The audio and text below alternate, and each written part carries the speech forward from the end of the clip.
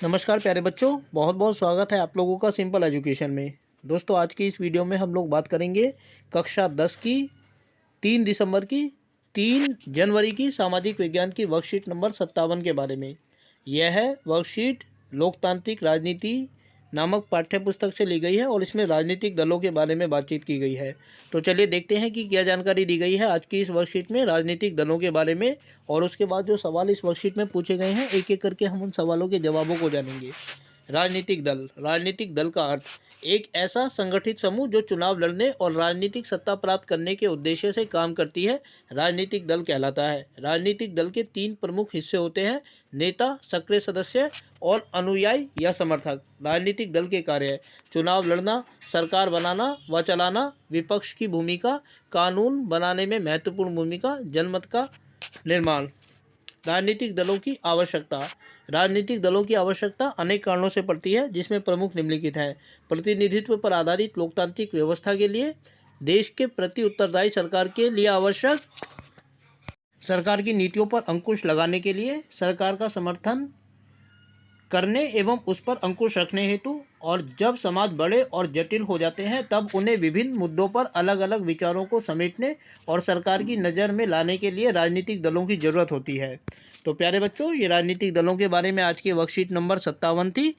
अब हम देखते हैं कि इस सवाल में वर्कशीट में जो सवाल पूछे गए हैं हम उनका जवाब कैसे दे सकते हैं। प्यारे बच्चों, पहला सवाल है कि राजनीतिक दलों से आप क्या समझते हैं। तो राजनीतिक दल उन संगठित समूहों को कहा जाता है जो राजनीतिक सत्ता प्राप्त करने के उद्देश्य से काम करते हैं। सवाल नंबर 2 है कि हमारे देश में राजनीतिक दलों की ज़रूरत क्यों है। तो इसके जवाब को हम इस तरीके से दे सकते हैं कि हमारे देश में राजनीतिक दलों की आवश्यकता इसलिए है क्योंकि हमारे देश में लोकतंत्र को अपनाया गया है, जहां लोग स्वयं अपना प्रतिनिधि चुनते हैं और ये राजनीतिक दल लोगों को चुनने का विकल्प प्रदान करते हैं।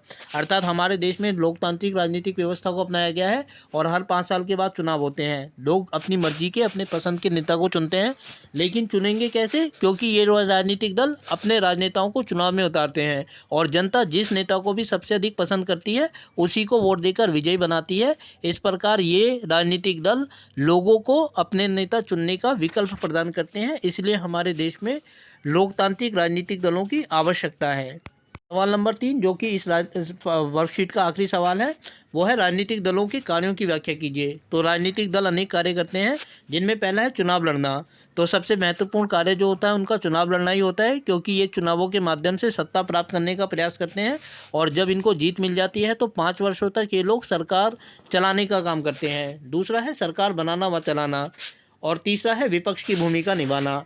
राजनीतिक दल का मतलब ये नहीं है कि ये सिर्फ सत्ता चुनाव जीतने के बाद सरकार चलाने का काम करते हैं, बल्कि अगर हार जाएं तब भी इनकी महत्वपूर्ण भूमिका होती है, क्योंकि हारने के बाद सभी राजनीतिक दल विपक्ष का निर्माण करते हैं, ऑपोजिशन का, और जो चुनी हुई सरकार होती है, जो सत्ता पक्ष में होती है, उसकी गलत नीतियों का ये लोग विरोध करने का कार्य करते हैं। इस प्रकार ये जीतने के बाद भी महत्वपूर्ण है और हारने के बाद भी महत्वपूर्ण होते हैं।